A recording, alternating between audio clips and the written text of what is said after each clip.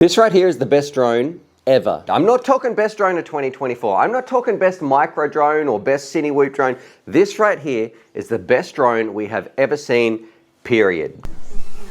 Whoa, did you hear that? I nicked the fence. He's down. G'day, my name is Stu from UAVfutures. I've reviewed hundreds of drones, made thousands of videos, and this right here, the Lightning V2 from YMZFPV, it is absolutely going to blow your mind. I mean, like, give me 2 minutes and you will see what you get with this, the performance, the crazy freestyle, the speed. It is absolutely next level. And if you said to me, Stu, you can never fly anything ever again, you've got to give up all your drones and this is all you can fly, that's how good this thing is, I'd be like, okay. And the best part as well, I'm all about getting people flying. We've got one to give away to you guys. So all you're gonna do, just put a comment down below talking about this drone. And when we get to 1,000 likes, well, we're gonna give one of these out to you guys as well. But let's do it. Let's find out what makes this so special. Bring you along for the ride. And I hope you're strapped in because it just is absolutely mind-blowing. So as a bit of an overview, before we go out to the field, flight around with Stickman Steve, have a heap of fun, heap of crashes, talk about some of the cool things it can do. It's a tiny little fun micro FPV drone, but don't let that size fool you. It has performance for days and it is also very, very light. It's not going to be annoying anybody when you're cruising around. It has a pretty unique design, I must say, made for having insane amounts of fun. It's easy to transport. It is super light. I'll put some of the stats on the screen as well. And the big one about this has an upgraded digital system in there. There's a couple of different options, whether that be HDzero. I think there's a DJI option as well. I've got the walksnail system. And the beauty about this one, I've been waiting so long for this because about 8 months ago, I reviewed the original Lightning V1 and I had to do some mods to make it basically what they have created here. So you've got a little bit of a larger canopy. You can fit some things like the digital option in there. It's got some tiny little, I think they're 1002, 1003 motors on the outside.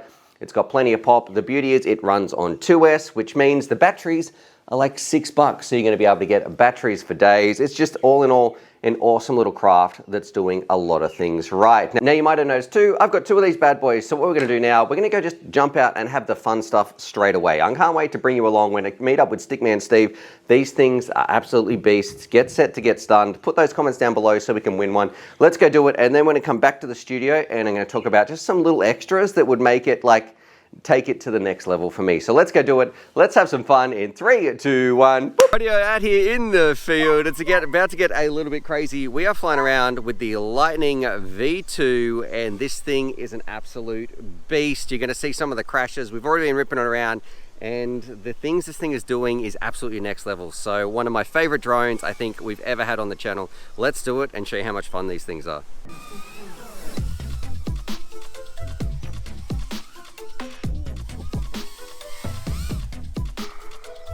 All right, so we're cruising around here. I've taken the dog for a bit of a run and I have to say, I don't know if the footage that the viewers are seeing is going to be this exact flight because I have to say, in terms of talking and flying, I don't have the skills to be able to do that at the same time. This thing, it is so capable. It is such a demanding craft that I want to make sure I'm more articulate and I can focus on what I'm saying rather than the actual footage you're seeing. So I got to say, it is balls to the wall, crazy flying. It's super responsive. It feels like a 5-inch.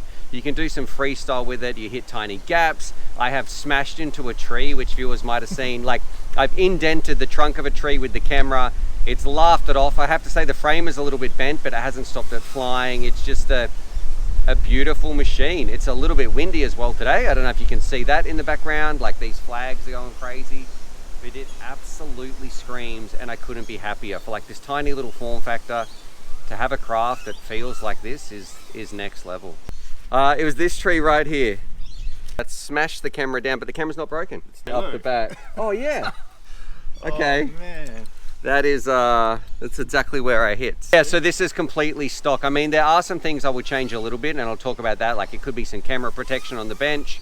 I would probably like another TPU mount and definitely, I haven't had any dropouts here, but I feel like for the small percentage of weight gain you'll get from a larger RP2 antenna or one with a dedicated actual antenna rather than a little ceramic pad, it would almost be like the perfect drone. So for me, I love everything that this is doing and it is so close to being perfect, or the things you need to change can be easily done at home as well. Like the average pilot will be able to do that. I'll be able to make some little camera protectors. I'll be able to change the receiver out because it is an actual dedicated receiver. I will be able to find maybe some little TPU mounts or something. So yeah, I'm a big fan of this. What I'm going to do, I'm going to bring it in because actually no, I'm going to do another hot lap for this pack, and then I'm going to bring it in and see what you think about yours. Right, let's go. I'm on low battery already. It just handles these corners so well. And for the speed they're doing and response you have, the flight times are actually really good, hey? Oh, yeah. I mean, it says low battery here. I'm on 6.8 volts. What are you meant to bring these in? 3.5 each. That's like 7.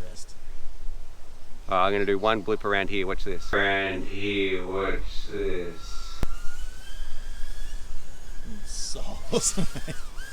Oh! Why did I push that? We picked the tomatoes yesterday, mate. What are you doing? Hang on. Okay, so that is going to be a really good test because that was like, I lost the battery in that one. The camera froze. That could be a bit of a problem that why did I do that? I was just having too much fun. I was going to bring it in after that lap, like after that turn as well. You reckon it's broken? Oh, I hope not, mate. I really hope not. Oh, okay. Let's go find this thing. It's telemetry loss, which means the battery got ejected. Here's the battery. We'll be back when we find the actual drone. I want to hear good news. Steve has found it. You made it all the way through. All these timber sleepers and everything. Yeah. They're sitting there. It's even the right way up. Is it broke? Oh, oh yeah, no, that arm. I think I broke an arm. Bugger. That arm's not straight, see? Oh, yep. Yeah, it's broken. My favourite drone. All right, well, you've still got yours, so let's rip yours around. Okay. Radio Steve, hey. The Lightning V2. You have a Lightning V1, which you've converted from analog to digital. Yep. Now this bad boy is here. This is your V2. Comes straight out of the box with digital. It is. You've flown a little bit. You've seen what mine looks like. What's your first impressions? Oh, these things absolutely rip. The fact that they're so lightweight, I think, can be the only downfall to them. Yeah. Like as we will see. Yes, you've said I've already broken mine. Yep, you've already broken yours. Of the camera, you can see how far it sticks out. So I've already. You've snapped the top of the camera or something, just a little bit there. Yep. Apart from that, mate, the way these things fly, if you're willing to assume that risk, yeah, that's so much fun. Yeah, I feel like with mine, with the crashes that I had, even if that was a fight, I'd be in the same boat. If I crash full speed into a tree or a tree trunk or a bit of timber framing, the same thing is going to happen. Yeah, man, for sure. All right, should we get this one up in the air and you give me your flight impressions? Yep. Let's do it. Hey, I'm taking off. All right, let's go.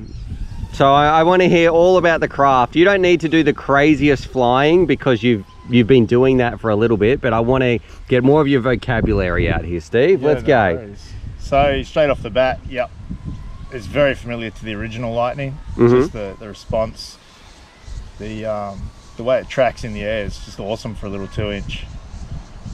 And the power, right? Like that's the gripe I did have. So it was a vast improvement on the original board with the built-in ELRS. Yes. However, they've gone to an external, but it's like a RP1, a little ceramic. Yeah, what is the point of that? They could have left, if they're going to leave the ceramic thing on there, they could have just left that on the board in the first place. Yeah. So it's not a whoop, it's not an indoor flyer by any stretch of the imagination. This little thing, we've seen it take a bit of a beating from you. Yes, it's had a hammering. But that hit that it took, like, man, for a tiny little frame, I'm surprised there's not more damage. And for the speeds that this thing has as well. Yeah, absolutely. Is this the fastest little drone you've ever flown? Yeah. Would this be the most agile micro you've ever flown? Yep, for sure. Okay. Absolutely sure. Is it easy to fly? It is, yeah, as long as you've got enough space. I think that's something, we had a bit of a mistake here too. We're like, yeah, we'll rip this thing around. We had a much tighter little course when we're flying around here, and we needed to open it up so we had a bit more room for it to stretch its legs. Yeah, and with the wind as well. Yeah. It's handling it so good. Yeah, I don't know if any of this wind is coming through, but it's pretty windy up here as well. I'm so nervous to hit that tomato gap now. Yeah. Yeah, absolute little beast, mate. All right, I'll let you bring it in and we'll get your final thoughts. Good boy, Charlie. Oh, you found it. Good job. Hey, thank you, buddy. Steve, final thoughts? Awesome little thing. Little thing. I think the TPU, which you touched on in yours. Yes. It's It's just stretching a little bit with the perfect size. These GMB batteries are just awesome. Yeah, it'd be nice if that was just 1 or 2 mil bigger.